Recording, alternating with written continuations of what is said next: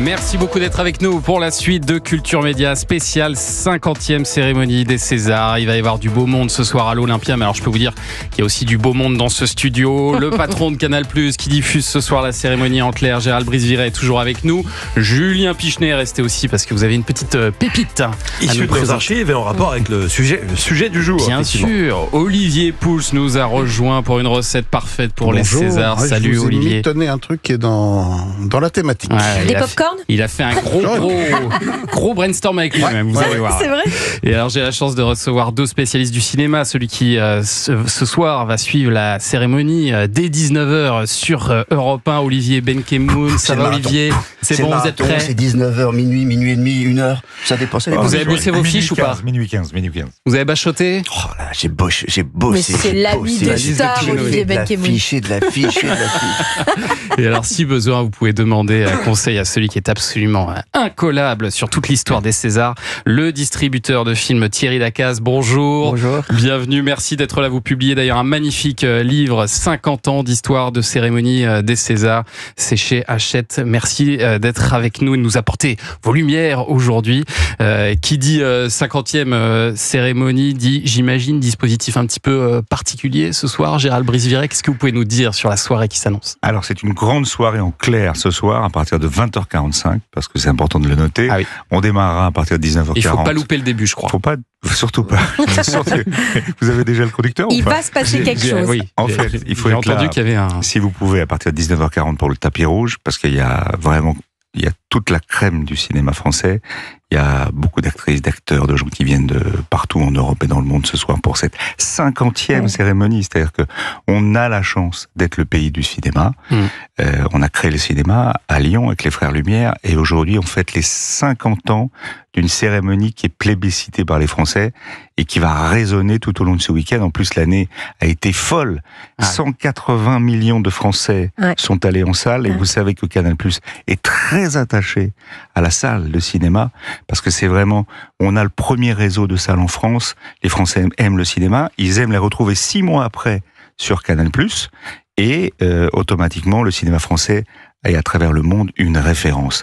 Alors il y a près de 100 nommés, je crois que nous avons soutenu près de 98 films, donc on est très content d'être présent pour cette 50e, et en plus il y a un casting de folie. Alors il y a des gens présents ce soir, mais vous allez être d'abord la présidente. Déjà, parlons de la présidente quand même, Catherine Deneuve. On a demandé c'est en soi un événement, ça. À l'actrice française qu'il fallait avoir pour ses 50 ans, c'est Catherine Deneuve. Elle a tout de suite dit oui. Elle sera la présidente de cette cérémonie, ce qui est assez... Ça, c'est classe. D'autant que ça fait longtemps, Thierry Lacaze, qu'elle n'est pas venue. Ça fait très longtemps. Catherine Deneuve est beaucoup venue au César pendant les premières années. Elle a reçu 2 fois la compression pour Le Dernier Métro en 81 et pour Indochine en 93. Elle a été nommée 14 fois. C'est la 2e actrice la plus nommée de l'histoire. Et c'est surtout la seule actrice à avoir été 2 fois présidente, puisque Alain Delon l'avait été 2 fois déjà par le passé. Et Deneuve avait été présidente déjà en 83. Et elle revient en fait pour la 2e fois. Je précise qu'il fait tout ça de tête. Sans fiche. C'est impressionnant. C'est assez exceptionnel. Il y a un livre quand même, donc du coup il a un peu ça en tête. Et alors il n'y aura pas un maître de cérémonie, mais plusieurs intervenants qui présenteront la cérémonie ce soir. Alors effectivement, il y a quelques années, on a mis en place un système de collégial, et ça fonctionne plutôt bien.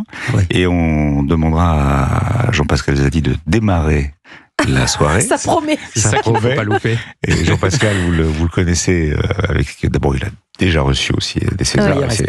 Espoir, et c'est vraiment un acteur qui a un talent fou. Nous aurons aussi Pio Marmaille, Raphaël Quenard, nous aurons aussi Ludivine Seigné, nous aurons aussi un très bel hommage à Michel Blanc, parce que c'était indispensable de le faire, et ce sont Josiane Balasco et Thierry Lhermitte qui viendront rendre cet hommage.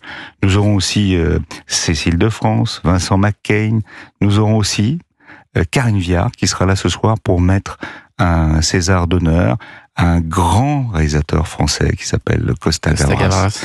Vous vous souvenez de Z, de L'Aveu, donc c'est vraiment... Amen. Ce sera son 2e, je crois. Il a reçu le César du meilleur scénario pour Amen avec Jean-Claude Grimbert, qui est nommé d'ailleurs cette année pour la meilleure adaptation pour La plus précieuse des marchandises. Il n'a jamais reçu encore le César du meilleur metteur en scène, mais du coup, je trouve ça formidable que l'Académie et Canal+ ait décidé de lui donner ce César d'honneur. Dans la collégiale, il y aura Boulou Lanners, il y aura Alice Belaïdi, il y aura aussi une petite surprise avec Pomme et Alyosha Schneider. Et puis, il y aura aussi la présence de Julia Roberts. Voilà. Puisque elle aussi aura droit à son César d'honneur. Assez jeune d'ailleurs, à seulement 56 ans, c'est jeune pour avoir un César d'honneur. Elle ne les fait pas. Et c'est vrai. Pourquoi vous donnez son âge?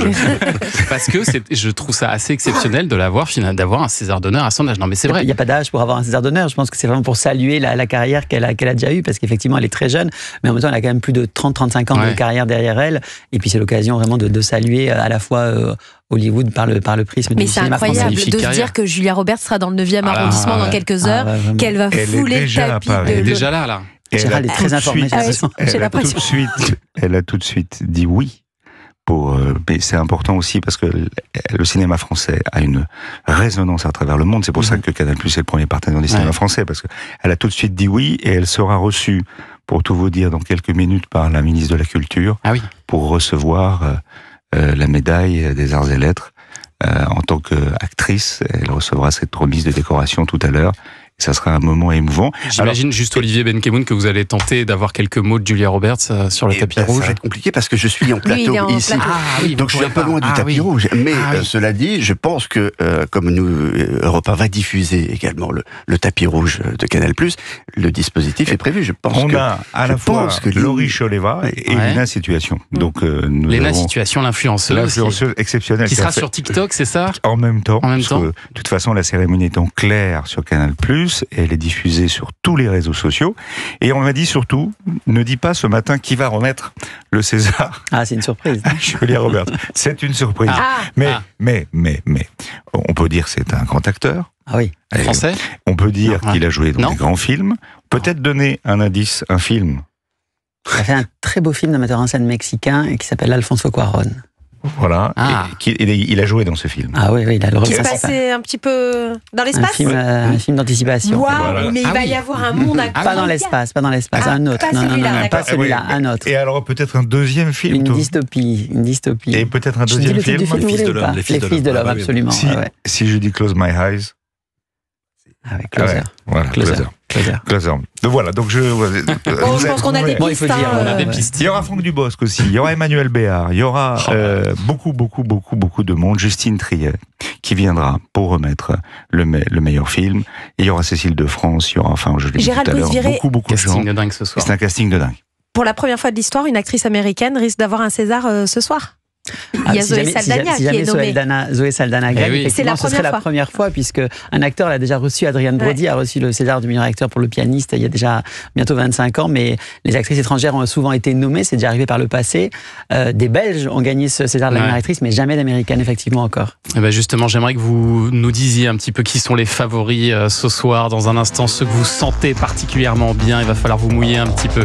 À tout de suite sur Europe 1. Vous écoutez Culture Média sur Europe 1, 9h30, 11h avec Thomas Hill. Et ce matin, déjà, nous sommes nombreux dans le studio Coluche d'Europe 1 et nous avons des étoiles plein les yeux parce qu'on est déjà en train de se projeter dans la 50e cérémonie des Césars qui sera à suivre ce soir en clair, en direct, en exclusivité sur Canal+ et sur Europe 1. Bien sûr, on en parle avec vos invités Thomas Gérald Brice-Viré, directeur général de Canal+, Thierry Lacaze et Olivier Benkemoun. Et alors parlons d'abord des très grands films en compétition ce soir. Et alors le film le plus nommé, c'est bien sûr...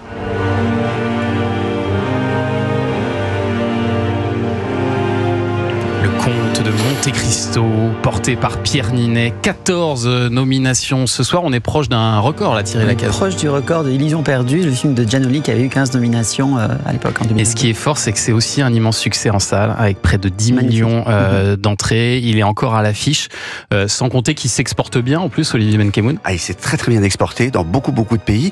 Peut-être... Aux États-Unis, il pourrait encore mieux performer, mais vraiment. Il y a déjà plusieurs millions d'entrées. Le monde entier, je crois que c'est un record. En tout cas, c'est le film qui a fait le plus d'entrées cette année aux États-Unis à l'export. Ça a bien marché aussi en diffusion sur Canal+. C'est rare quand même qu'un film fasse l'unanimité comme ça, à la fois auprès du public et auprès des critiques. C'est rare, ça. C'est rare, ça arrive de temps en temps, c'est vrai. Alors pas à ce niveau aussi magnifique avec autant de millions d'entrées. Mais ce qui est vrai, c'est que les Césars sont souvent en fait la quintessence de ce qu'ont été à la fois les succès critiques et publics d'une année. Et ce qui est vrai, c'était vrai l'année dernière avec Anatomie d'une chute ou Le règne animal, qui sont deux films qui ont extrêmement bien marché, accueillis magnifiquement par la critique en général, et qui en plus du coup se sont retrouvés les deux films les plus nommés. Et à nouveau cette année, que ce soit L'Amour ouf, que ce soit Emilia Pérez ou que ce soit Le Comte de Monte-Cristo dont vous parlez, sont des films qui ont à la fois rallié et le public et la critique. C'est un peu le symbole de ce que sont les Césars. Et justement, l'un des autres films multi-nommés ce soir, c'est Emilia Pérez. Emilia Pérez de Jacques Audiard. J'avoue que c'est un peu notre coup de cœur dans l'équipe. On a adoré ce film Jacques Audiard qui a déjà 10 Césars au compteur, c'est ça ? C'est la personnalité la plus récompensée des Césars et si jamais il gagne son César du meilleur metteur en scène, ce serait son 4e César de la meilleure réalisation ce soir. Alors dans la catégorie meilleur film, il y a aussi En fanfare, L'histoire de Suleiman et Miséricorde. Alors vos pronostics, à votre avis, on va commencer peut-être par Olivier Benkemoun. Qui va décrocher ce soir le César du meilleur film ? Le meilleur film ? Ouais. Difficile, mais après c'est chacun son envie. Vous le donneriez à qui, vous ? Moi, je le donnerais sans doute à Emilia Pérez, qui a été aussi le grand coup de cœur. Ce qui peut étonner avec Emilia Pérez, c'est une production qui a été faite en France, tout a été tourné en France, même les effets, même les effets visuels. Dans les studios français. Oui, les effets, quand vous avez la première scène sur le marché, où ça danse, où ça chante, etc., tout a été fait sur fond vert, à côté de Paris. Moi, je trouve ça exceptionnel. Et d'ailleurs, les effets visuels sont au cœur d'un cartel mexicain. Les effets visuels sont nommés d'ailleurs ce soir, parce que ça fait partie des nouveaux Césars. Et Emilia Pérez sera disponible pour les abonnés et diffusée dès samedi sur MyCanal. Très bien. Et alors, vous êtes d'accord avec ce choix, Gérald Brisiret ? Moi, je préfère L'Amour ouf. J'ai été bluffé par le film. Ouais. Vraiment bluffé. C'est un film Studio Canal. L'Amour ouf. Alors, ça, c'est Billy Idol. C'est la chanson de film. Exactement. Eyes Without a Face, Billy Idol, film de Gilles Lelouch, carton en salle, 5 millions d'entrées. En tout cas, pour ma génération, puis ça a été un succès énorme en salle. Alors lui, il est nommé dans la catégorie meilleure réalisation. Exactement. Le film a 13 nominations. Il n'est pas parmi les 5 meilleurs films de l'année, de par le jeu du hasard des nominations et des choix des votants. Ouais. C'est En fanfare qui lui a ravi la place, parce qu'Emmanuel Courcol, le metteur en scène En fanfare, n'est pas nommé parmi les 5 meilleurs metteurs en scène de l'année. Mais c'est le jeu, ça arrive de temps en temps qu'il y ait une espèce de dissociation entre ces deux Césars majeurs. Et puis c'est un cas très particulier parce que le film, il avait reçu L'Amour ouf, on s'en souvient, un accueil assez terrible à Cannes dans un premier temps. Et d'ailleurs, Gilles Lelouch est reparti en montage après l'accueil des critiques. Et au moment de sa ressortie en salle, les critiques n'étaient pas terribles, toujours. Mais c'était le meilleur qu'à Cannes, en tout cas. C'était parce que justement, Gilles a eu l'intelligence de retravailler son film avec ses producteurs pour faire en sorte que les journalistes ont eu l'intelligence également de revenir voir le film, ce qui fait que le film a été accueilli de manière beaucoup plus positive. Il faut dire la vérité, il a été mal accueilli par la presse, mais extrêmement bien par le public, puisque c'est la plus longue standing ovation qu'il y a eu du festival cette année. Donc c'est quand même une vraie... On a senti qu'il y avait quand même quelque chose auprès du public lors de cette projection magnifique à Cannes, que le film en avait sous le pied. Excusez-moi messieurs, mais vous ne parlez pas du Comte de Monte-Cristo. J'ai adoré Emilia Pérez, mais je pense que ce film-là peut avoir le César du meilleur film cette année. Pour plein de raisons, parce qu'on en prend plein la vue, parce que ça nous a donné envie de relire Alexandre Dumas, pour plein de raisons. Il faut dire la vérité, c'est un énorme pari à la fois artistique et industriel. C'est important de parler de ça aussi, puisque pour faire un film comme celui-ci qui coûte très cher, il faut à la fois des studios et des producteurs qui ont la possibilité de pouvoir le faire et qui ont l'ambition de pouvoir le faire. Ce qui était le cas de Pathé, de Dimitri Rassam, ce qui est le cas de Gilles Lelouch et de ses producteurs également, Hugo Sélignac, Alain Attal, avec Studio Canal pour L'Amour ouf. Ces films-là, aussi ambitieux soient-ils, pour qu'ils fonctionnent aussi bien qu'on le dit, à la fois en France et à l'étranger, il faut quand même une ambition industrielle en plus qu'artistique derrière. Et envoyer 11 millions de Français voir un film d'époque, c'est très pas fort. Permis à tout le monde. Plus 3 millions sur Canal+. Sur Canal, ça fait beaucoup. Oui, il a fait 1 million le premier soir de sa diffusion. Donc c'est vrai que ce film est quand même magnifique. Il est incroyable. Il y en a plein d'ailleurs, en fanfare. Je vous conseille vraiment de le... Ça aussi, c'est disponible sur... Et pas sur encore, mais ça va l'être bientôt. Mais je dis ça parce que j'ai fait partie moi-même d'une fanfare. D'accord, révélation ce matin. Attention. J'étais plus jeune. Et j'ai de quoi Vous voulez savoir? Oui, du tuba. Du tuba, très bien. Et c'est vrai que j'ai vraiment été très très très sensible à ce film. Et j'aimerais dire un petit mot sur un petit truc en plus. Parce que il a fait un carton dans les salles. Là, il est nommé en tant que meilleur scénario. Meilleur scénario. Ouais.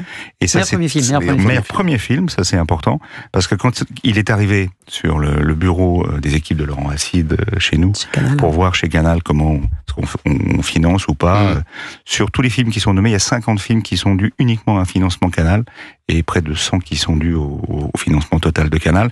Tout de suite, les équipes ont eu le coup de cœur pour ce film. On les fait avec nos partenaires de SND, et ça a été le carton de l'année. Et là aussi, j'espère que ce soir, il sera récompensé. Il a la force concurrence, puisqu'il y a 20 dieux qui est face à lui, puisqu'on parle des pronostics, qui a l'impression, et qui aussi marche très très bien, parce que le 20 dieux, franchement, c'est un film qui flirte avec le million d'entrées quand même. Le film est produit par Muriel Ménard, qui a reçu le prix Toscan il y a quelques soirs, et qui est un énorme succès public également. Pas exactement dans la même typologie de salle que celle du Comte de Monte-Cristo dont on parlait, en plus, mais qui, au niveau des films d'auteur, est un succès absolument phénoménal. 2,5 millions d'entrées pour en fanfare. Et pour rappel, ils avaient fait 350 avant-premières avec à chaque fois des fanfares dans les cinémas. Un vrai travail. Sans Gérald Brice-Viré. Et tout le casting d'un petit truc en plus sera là ce soir, sauf Artus, puisqu'il il joue, mais il y aura tout le casting d'un petit truc en plus que nous avons souhaité avec l'Académie, puisque vous savez que nous sommes partenaires depuis 30 ans avec l'Académie des Césars, et que c'est un très très très beau partenariat. Nous sommes très très très très fiers de diffuser donc ce soir en clair à 20h45 sur Canal+. Et puis vous dire aussi qu'il y aura un hommage, j'ai vu les images hier exceptionnelles, un grand acteur qui nous a quitté cette année, c'est Alain Delon. Et il y a un très très bel hommage sur Alain Delon et sa filmographie. Merci beaucoup Gérald Brice-Viré d'être venu ce matin. Je vais vous libérer parce que vous devez aller acheter votre smoking pour ce soir. Le louer. Et puis répéter avec votre fanfare, évidemment. Merci d'avoir été avec nous ce matin. Alors,